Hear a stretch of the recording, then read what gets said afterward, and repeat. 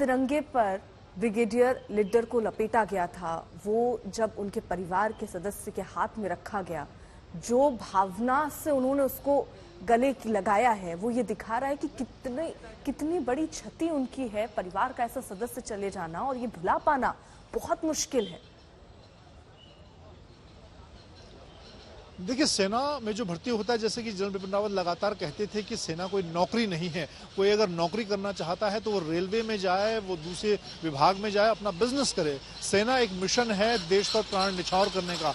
और जो भी व्यक्ति सेना में भर्ती होता है सैनिक के तौर पर, से अधिकारी के तौर पर, वो ये मान के चलता है कि अगर उसे किसी दिन देश पर जान न्यौछावर करने का वक्त आएगा तो वो जरूर उसको करेगा। और किसी भी सैनिक के लिए नमक निशान, उसका जो तिरंगा है, उसकी जो यूनिट का निशान है, और वो सबसे बड़ा होता है। और इसीलिए जब किसी सैनिक का पार्थिव शरीर तिरंगे में लिपटा आता है तो वो परिवार के लिए दुख जरूर होता है, लेकिन एक गर्व का विषय होता है कि उसने देश के लिए जान दी है तिरंगे में लिपट कर। क्योंकि ये सौभाग्य, शायद अगर हम इस 150 करोड़ के देश की बात करें तो शायद कितने लोगों को ये सौभाग्य मिलता है जो कि वो अपने देश पर इस तरह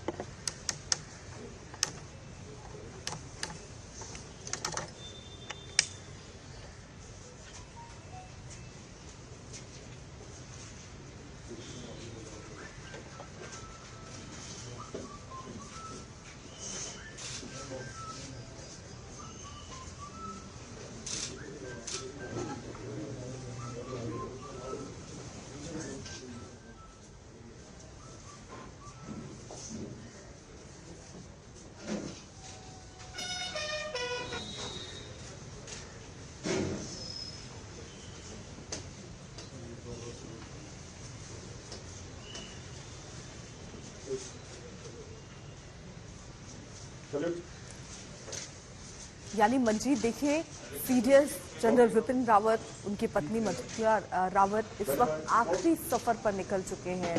उनका पार्थिव शरीर उनके घर आया और अब सिलसिला भी शुरू होगा लोगों को पहुंचने का और श्रद्धांजलि देने का।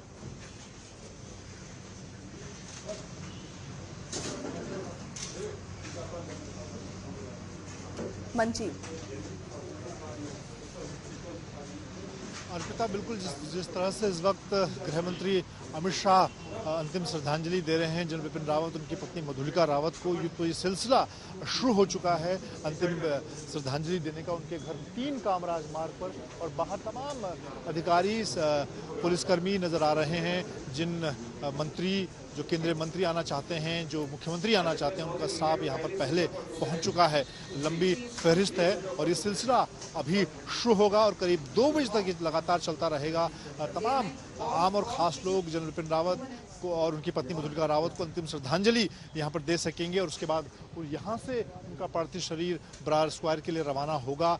तीनों सेनाओं, ये पहला मौका है जब इस तरह से सीडीएस जनरल बिपिन रावत और उनकी पत्नी को ट्राई सर्विस कमांड के तहत अंतिम विदाई दी जा रही है। उनके घर पर तीनों सेनाओं की टुकड़ियां हैं, तीनों सेनाओं की टुकड़ियों का यहाँ पर बैंड मौजूद है और तमाम लोग जो हैं वो उनका आने का सिलसिला इस वक्त चल रहा है।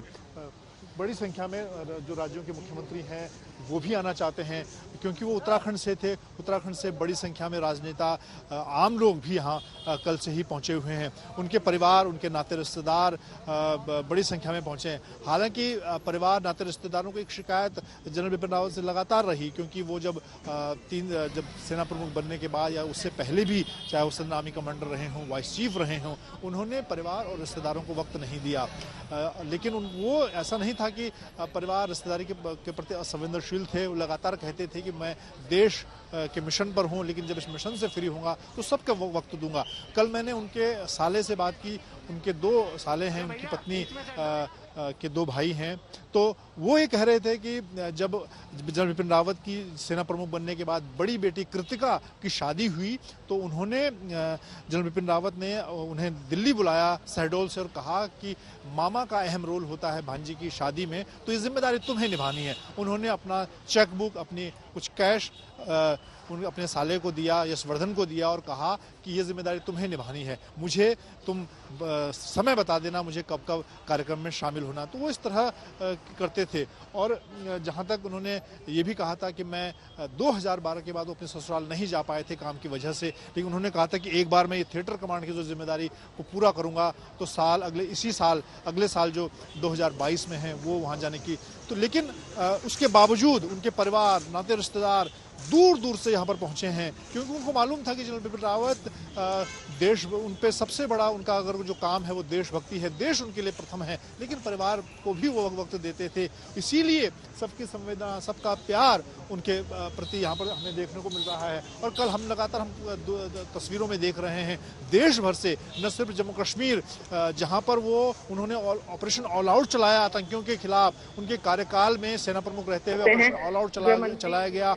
200 से ज्यादा। बिल्कुल मंजीत, तो ये तस्वीरें हम दिखा रहे हैं, अमित शाह भी पहुंचे हैं श्रद्धांजलि देने के लिए। इस वक्त सीधी तस्वीरें, तो जनरल बिपिन रावत उस अंतिम यात्रा पर अब निकल चुके हैं जहां से कोई वापस नहीं आता, और इस बात का दुख उनके परिवार के साथ साथ पूरा देश महसूस कर रहा है। अमित शाह यहां पर पुष्प अर्पित करते हुए, श्रद्धांजलि देते हुए। मैं आपका शुक्रिया अदा करना चाहूंगा, आपका शुक्रिया इन तमाम इनपुट्स को हम तक पहुंचाने। तो ये तस्वीरें हम दिखा रहे हैं जनरल बिपिन रावत के आवास में उनका पार्थिव शरीर अंतिम दर्शन के लिए रखा है, और उनकी पत्नी का पार्थिव शरीर भी यहाँ पर मौजूद है। और धीरे धीरे ये सिलसिला श्रद्धांजलि देने का शुरू भी हो रहा है। अमित शाह सबसे पहले पहुंचे, उन्होंने श्रद्धांजलि दी, और आज आम लोगों के लिए ये वक्त 11 बजे से 12:30 बजे तक का रखा गया है, जिसमें तमाम नेता पहुंचेंगे, नम आंखों से जनरल बिपिन रावत को विदाई देंगे। परिवार से मिलते हुए अमित शाह, इस वक्त सीधी तस्वीरें जनरल बिपिन रावत का वो आवास जहां पर उनका पार्थिव शरीर मौजूद है, उनकी पत्नी का पार्थिव शरीर यहां रखा गया है अंतिम दर्शन के लिए। अमित शाह यहां पर पहुंचे श्रद्धांजलि देते हुए।